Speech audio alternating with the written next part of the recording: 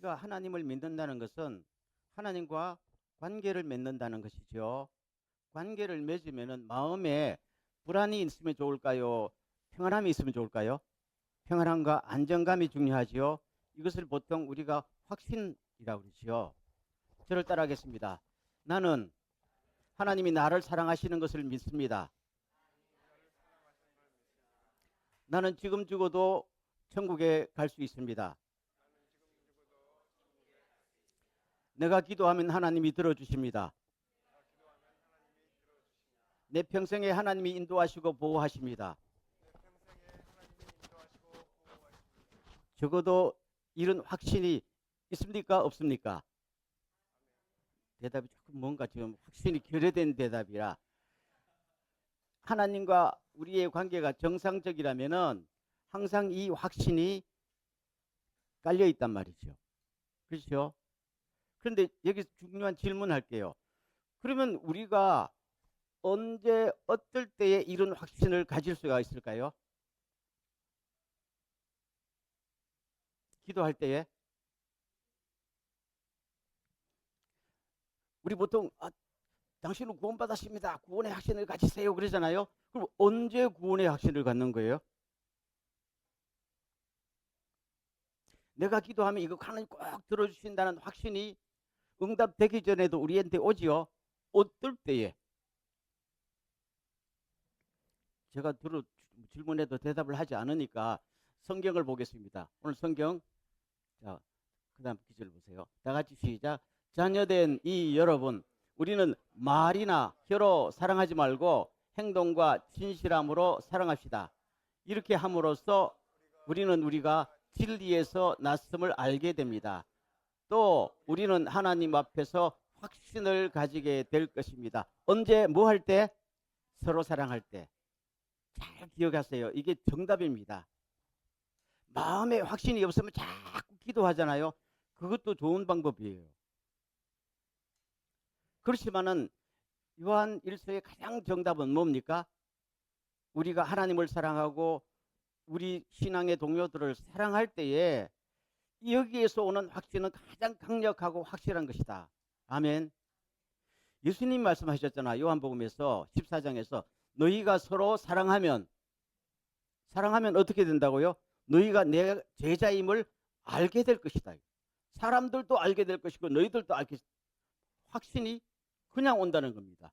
야, 나는 하나님의 제자다. 예수님의 제자다. 언제? 사랑할 때. 누구를 사랑하고? 하나님을 사랑하고 서로를 사랑할 때. 오늘 여기서 우리 신앙생활을 한번 돌아볼 필요가 있어요. 많은 크리스찬들, 특별히 한국 크리스찬들이 열심히 철학기도 하고 금식기도 하면은 없던 확신이 생긴다고 생각하는데, 그것도 중요한 방법은 하나입니다. 그러나 항상 그렇게 기도할 수 있어요? 안 됩니다. 근데 사랑은 우리 일생 하지 않으면 안 되는 거잖아요. 가정에서 서로를 사랑하고 교회에서 서로 사랑하는 것은 해도 안 되고 안 해도 안 되고 이런 문제가 아니잖아요. 그럼 이것만큼 확실한 게 없다. 잘 기억하십시오. 그래서 우리가 자꾸 확신을 얻으려고 엉뚱한 데에 가서 확신을 달라 하면 안 돼요. 가장 중요한 서로 사랑하는 것을 배척하고는 확신을 얻을 방법이 없다는 거예요. 예수 믿고 아무리 성경 많이 읽고 아무리 기도하고 아무리 봉사 많이 해도 마음속에 상대방에 대한 미움과 증오심을 갖고는 절대로 기도로서 그것이 없어지지 않는다. 봉사로서 없어지지 않는다. 가장 중요한 것은 하나님을 사랑하고 서로를 사랑할 때만 가능하다. 이게 열매라는 겁니다. 보세요. 부모님이 나를 아무리 사랑해도 부모님이 나를 사랑하는 건 변함이 없죠. 근데 부모님의 사랑이 내 마음에 느껴지지 않을 때가 있어요. 언제요? 내가 잘못했을 때. 그렇죠? 내가 마음에 확실히 없어요. 부모님은 사랑이 변함이 없어요. 마찬가지입니다. 그래서 이 확신이라는 문제는 일방적인 것이기도 하지만 상호작용이 일어나야 됩니다. 굉장히 중요합니다. 그래서 요한 복음은 오늘 우리들에게 이 말씀을 강하게 말씀하고 있습니다. 두 번째요. 이 말씀도 중요한데 다 같이 시작. 우리가 마음의 가책을 받는다 하더라도 우리는 그러한 확신을 가지게 될 것입니다. 하나님은 우리 마음보다 크신 분이시고 또 모든 것을 알고 계시기 때문입니다. 그런데 우리가 죄를 안 지을 가능성이 있을까요, 없을까요? 묻잖아요. 불가능합니다. 죽을 때까지 죄를 지을 수밖에 없어요. 왜요? 육체를 가지고 있는 이상 죄를 짓습니다. 육체라는 것은 이 몸을 말하는 게 아니고 몸과 마음, 그렇죠? 이 모든 것을 영원한 천국에 가지 않는 한 죄에 굴복당하게 돼 있어요. 그런데 죄를 지으면 마음에 뭐가 생겨요? 가책이, 죄책감이 생겨요. 거꾸로는 셈에 생긴단 말이에요. 그럼 생기면은 우리가 위축이 돼요, 안 돼요? 위축되지요. 지난 한 주간 여러분 좀 더 양심에 거리끼는 일 없이, 그렇죠? 성경도 열심히 하고 기도하면은 오늘 아침에 아마 확신을 가지고 왔을 거야. 어제 집에서 부부간에 한번 싸우고 오늘 오다가 한번 또 뭐 기분 나쁜 일 당하고 오면은 아침에 올 때 보면 딱 얼굴이 나타난다. 얼굴이 쫙쫙. 우리는 잘 못 느끼겠어요. 공간이 작아서. 옛날에 큰 교회 있을 때 강대상에서 보면은 오는 분들이 지금 뭐 하고 왔는지 대충 감이 잡혀. 그런 상태에서 기도하면은 기도가 돼요? 힘들어요. 그날 예배 시간이 왔다 갔다 하는 거야. 그런데 중요한 것은 우리가 그런 마음의 가책을 받는다 하더라도 확신이 없어지지 않습니다. 아멘. 굉장히 중요한 이야기입니다. 보세요. 방금도 말씀드렸지만은 확신은 내가 아무리 확신을 가진다고 되는 게 아니잖아요. 주님이 나를 사랑하시고 인도하시기 때문에. 그럼 주님이 나를 사랑하시고 인도하시고 영원한 생명을 주시는 것은 객관적인 사실입니까? 나의 주관적인 감정입니까? 객관적인 사실이죠. 그렇죠? 주님은 주겠다 그러면 확실히 주는 거잖아요. 번복 안 하신단 말입니다. 그러면은 주님의 사랑은 변함이 없어요. 때문에 확신은 1차적으로 거기서 온단 말입니다. 근데 우리는 늘 살면서 마음의 가책을 받고 시달린단 말입니다. 그럼 내가 마음의 가책을 받는다 할지라도 확신 자체가 없어지는 것은 아니다. 믿습니까? 확신이 엷어집니다. 희미해질 때가 있지만 관계가 없어지고 확신 자체가 없어지는 건 아니니까 여러분 여기에서 속임수에 넘어가거나 이단에 넘어가거나 스스로 자책하지 마십시오라고 정확히 나옵니다. 오늘 우리 많은 크리스찬들이 잘못 생각하는 게 내가 죄가 없어야 기도가 응답되고 죄가 없어야 확신이 든다고 생각하거든요. 그게 가능해요, 안 해요? 가능하지 않습니다. 언제 죄가 없을 때가 있어요, 없어요? 그건 존재하지 않습니다. 조금 지난 주간에 화를 10번 내던 걸 한 5번 냈다. 이 정도 차이가 있을 뿐이지 근본적으로 나란 인간과 인간의 상태가 바뀌지 않아요. 그래서 우리가 하나님의 은혜로 구원받는 거예요. 그게 우리에게 확신을 주는 거거든요. 그런데 문제는 내가 잘못하게 되면 확신이 꺾이면은 만사에 주님 앞에 나와도 자신감이 없어진다. 그러나 여러분 걱정하지 마십시오. 주님이 우리를 사랑하시는 사랑, 주님이 우리에게 영원한 생명을 주시겠다는 그 구원의 약속, 인도하고 보호하시고 우리의 기도를 들으시겠다는 그 약속에는 아무런 변화가 없습니다. 아멘. 우리는 자꾸 내가 완벽해야 주님이 나에게 뭘 주신다고 생각하는데 그건 아닙니다. 내가 완벽해야 성령 충만 받는다. 그러면 성령 충만을 언제 받아요? 내가 완벽하고 죄가 없는 사람에게 성령 충만 준다 그러면 받을 기회가 있어요, 없어요? 존재하지 않습니다. 꼭 기억하세요. 자, 근데 그 다음 말씀이 굉장히 오늘의 포인트가 되는데요. 다 같이 시작. 사랑하는 여러분, 우리가 마음의 가책을 받지 않으면 우리는 하나님 앞에서 담대함을 가지고 있는 것이요. 우리가 구하는 것은 무엇이든지 하나님에게서 받을 것입니다. 여기까지. 이걸 또 뒤집어요. 잘 들어야 돼요. 여기는. 그렇지만은 가책을 받지 않으면 마음에 뭘 갖는다? 담대함을 갖는다는 거죠. 사실입니까? 아닙니까? 사실이죠. 마음의 가책을 받아도 하나님과의 관계가 끊어지거나 하나님의 약속이 없어지는 건 아니고 사랑이 없어지는 것도 아니에요. 하나님이 우리를 향한 사랑이 엷어지거나 없어지지 않는단 말입니다. 그렇기 때문에 문제가 없어요. 그렇지만 내 마음에 양심에 거리끼는 것이 있으면은 마음이 뭡니까? 담대하지 못하죠. 사실입니까? 아닙니까? 이거는 현장이란 말입니다. 아무리 하나님이 우리를 사랑하셔도 내가 하나님 앞에 캥기는 게 있으면 뭡니까? 주저하게 돼요. 마음에 내가 잘못했는데. 여러분 에덴 동산에서 아담과 하와가 선악과 따먹었지요? 마음에 캥기는 일이 생겼잖아요. 근데 하나님이 나타나서 아담아 어디 있느냐 하니까 대답을 제대로 했어요, 못했어요? 안 했다고. 왜 대답을 못하고 숨어 있었어요? 마음에 뭐예요? 거리끼는 게 있으니까. 하나님의 사랑이 바뀐 거예요? 전혀 아니야. 내가 거리끼는 것이니까 내가 스스로 물러나는 거예요. 이럴 필요가 있어요, 없어요? 없다. 참 중요한 말씀이죠. 그러면 여러분 담대함을 갖는 게 좋을까요? 담대함 없이 주님이 나를 사랑하신다는 사실만 있으면 돼요, 이렇게 하는 게 좋을까요? 차이가 엄청나다는 사실입니다. 항상 관계는 상호작용이 일어나요. 활발히 일어나잖아요. 일방적으로 사랑이 해도 변하지 않아도 나도 같이 사랑하고 나도 같이 거리낌이 없을 때 그 말이. 여기서 담대하다는 말은 무슨 뜻인지 알아요? 내가 거리낌 없이 모든 것을 말할 수 있는 상태를 담대하다고 그래요. 마음에 이미 위축되면 하나님 앞에 나와서 뭡니까? 중얼중얼하게 돼요. 중얼중얼. 그렇죠? 자녀들 키워보면은 지가 캥기는 거 있으면은 자네는 아빠 막 훅신을 가지고 지가 잘못하고 나오면은 뭐 90점 받다가 30점 받고 있으면 답안지도 안 보여주고 엄마가 캐물어도 지가 잘못한 건 아니야. 이게 낫겠어요? 90점 받고 칭찬받는 게 낫겠어요? 간단하잖아요. 성경은 이렇게 말합니다. 오늘 많은 사람들이 잘못 생각하는 게 맞아요. 내가 기도하면 하나님이 안 들어주실 거다. 하나님이 안 들어주시는 기도는 존재하지 않아요.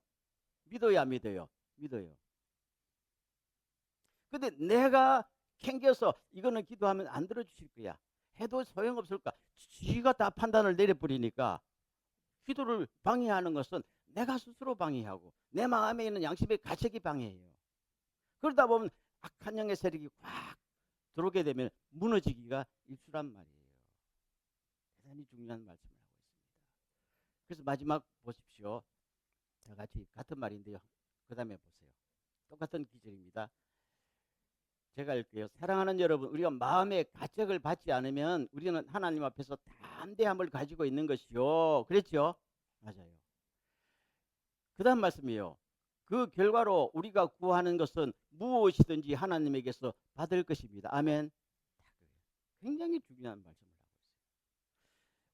있어요. 5장 12절에도 우리의 가진 바 뭐가 담대한 것이 이것이니 우리가 무엇이든지 구하면 받을 것입니다. 아멘. 어떨 때요? 마음에 가책이 있어도 하나님은 우리의 기도를 들으시요, 안 들으시요? 들으십니다. 잘 기억하세요. 내가 부족하고 죄가 있어도 하나님은 우리의 기도를 들으셔요, 안 들으셔요? 들어주십니다. 아니 어떤 것은 내가 기도 안 해도 들어주십니다. 내가 암만 잘못해도 자식이 암만 잘못해도 부모가 얘 먹여 살립니다. 학비 안 끊어요. 그래요, 안 그래요? 변함이 없어요. 그러나 잘못하게 되면은 관계가 희미해지고 확신이 행복히 하지 못하게 되고 뭘 달라 할 때도 바로 그겁니다. 그래서 우리가 확신이 있게 되면은 가책이 없게 되면은 하나님 앞에 나와서 주여 믿습니다 하게 되면은 마음에 뭐가 찾아온다고요? 평안이 꽉 찾아옵니다. 평안. 지각에 뛰어난 하나님의 평강이, 아멘. 지각에 뛰어난 하나님의 평화와 기도가 응답되기 전에 보증수표로 여러분의 마음과 생각을 지켜주실 것입니다. 아멘. 참 놀라워요. 어떨 때요? 마음에 그리낌이 없을 때. 그러면은 우리의 목표는 뭐예요? 그리낌이 없는 상태로 유지하는 것이 중요하지요. 여기가 우리의 노력입니다. 모든 것이 은혜를 돼도 우리의 노력이 반드시 필요한 것을 알겠지요. 이 부분만큼은 나의 책임이다 하는 것을 꼭 기억하세요. 그렇죠? 그래서 사장에도 나옵니다. 온전한 사랑은 뭘 쫓아내고 두려움을 쫓아내고, 마음속에 예수 믿어도 내가 이러다 천국에 갈까? 내가 이렇게 나쁜 짓 하면 벼락이 떨어지지 않을까? 그렇죠?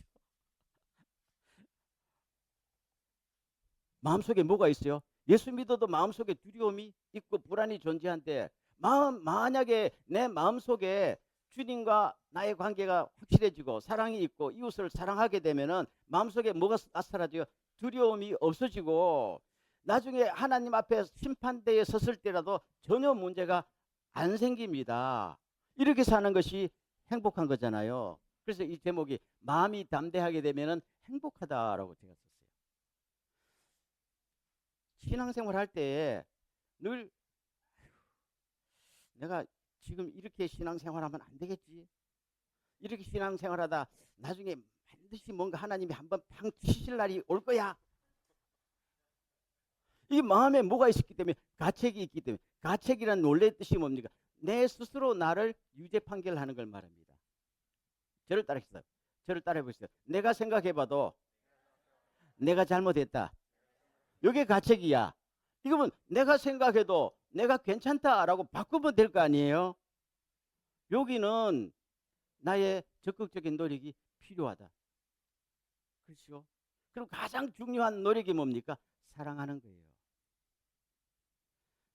자, 오늘 마지막으로 물어보겠어요. 사랑은 저절로 됩니까?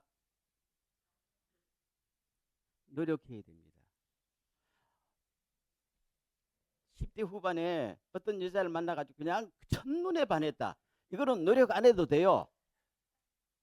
근데 문제는 그 첫눈에 반하는 거야. 문제는 사랑을 유지하기 위해서는 어떻게 해요? 노력이 필요합니다. 그럼 첫눈에 반한 것으로서 평생 추억으로 살 거예요? 아니지. 결혼해가지고 행복하게 살려면은 거기서부터는 피나는 노력이 필요합니다. 인내가 필요하고 이해가 필요하고, 그렇죠? 상호의 하나님과 우리의 관계도, 우리와 우리의 관계도 사랑은 반드시 훈련이 필요합니다. 오늘 우리 사람들이 너무 훈련 없이 신앙생활하고 훈련 없이 결혼생활하고 훈련 없이 공동체 생활을 하기 때문에 와서 보다, 에이, 당신 이럴 줄 몰랐어. 이럴 줄 알고 결혼해야지. 아이고, 교회가 뭐 이래. 교회가 그런 줄 알고 와서 신앙생활 해야지요. 그게 훈련됐잖아요.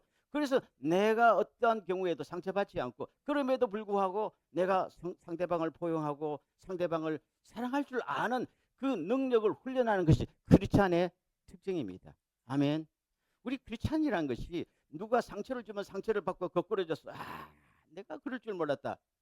그건 사탄이 좋아하는 거고, 그 어린아이 신앙이래요. 그래서 요한 1서에는 여러분 어린아이가 되지 말고 어린아이에서 청년으로 어른으로 신앙이 성장하십시오 라고 말하잖아요.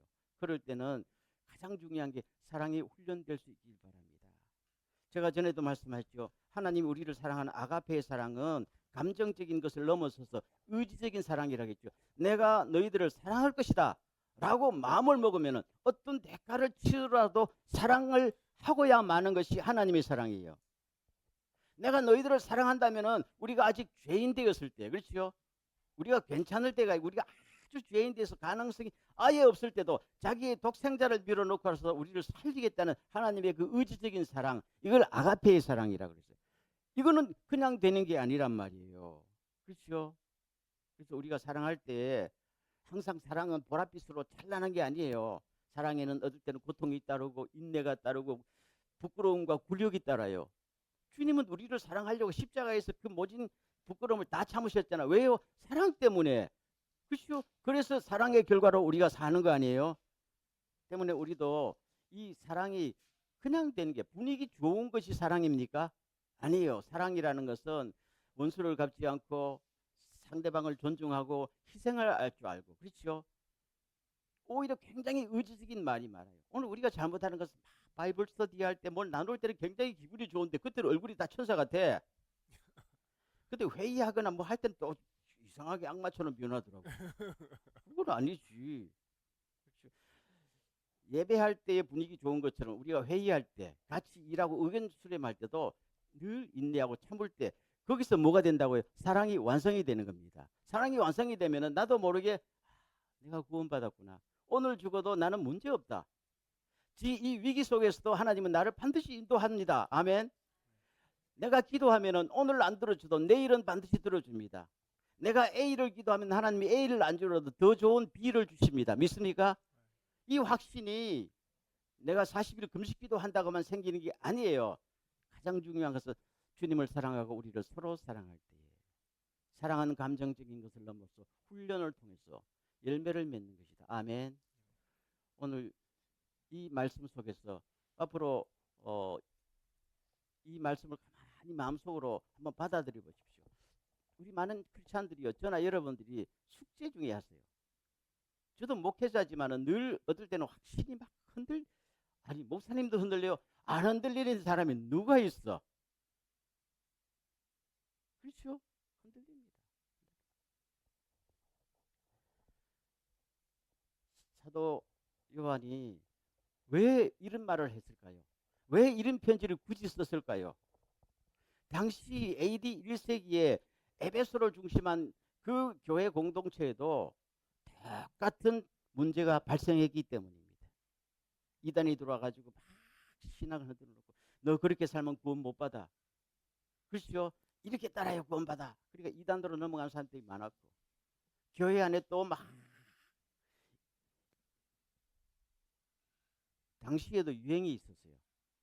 요사이에도 교회에 신앙의 핵심보다는 교회의 그 문화, 유행이 교회를 막 휘잡고 좌지우지하지요. 그래요, 안 그래요? 야, 뭐 어느 무슨 세미나가 있단다. 막 한동안에는 막 내적 치유 막 난리를 치. 요새는 또 무슨 또 뭐 난리를 치고. 그러면 거기 또 소외되면은 와 내가 또 뭐가 뭐 위축되고 그렇죠. 한동안 또 CCM 막 CCM이 막 어떤 새로운 CCM이 나왔다. 아 그게 아니 그거 내가 아나 모르나 주님의 사랑에 무슨 관계가 있어. 어떤 세미나가 뭐 있거나 말거나 내가 주님과의 관계에 무슨 상관이 있어요. 그렇죠? 어떤 유명한 목사님의 설교를 듣거나 안 듣거나 무슨 상관이 있어. 여러분 BTS 유명하지 BTS 노래 안 들어도 내 맘 먹고 사는데 무슨 상관이 있어. 사도 요한이 바로 그겁니다. 수많은 교회 안에 물길이 이리 치고 저리 치고 할 때도 그때마다 교인들이 불안하게 떨고 확신이 없어지니까 여러분 그게 아닙니다. 중심을 탁 잡으세요.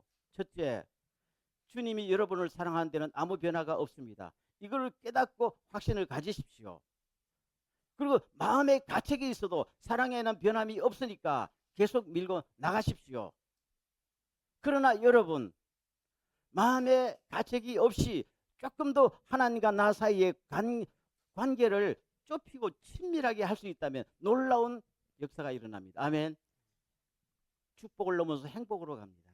이걸 꼭 하십시오. 흔들리지 마십시오. 오늘 우리에게도 이런 역사가 일어나기를 간절히 소원합니다.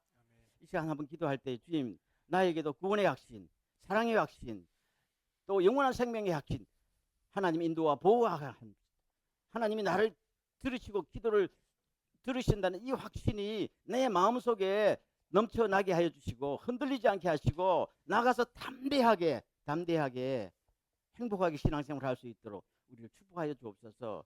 다 같이 한번 기도하겠습니다.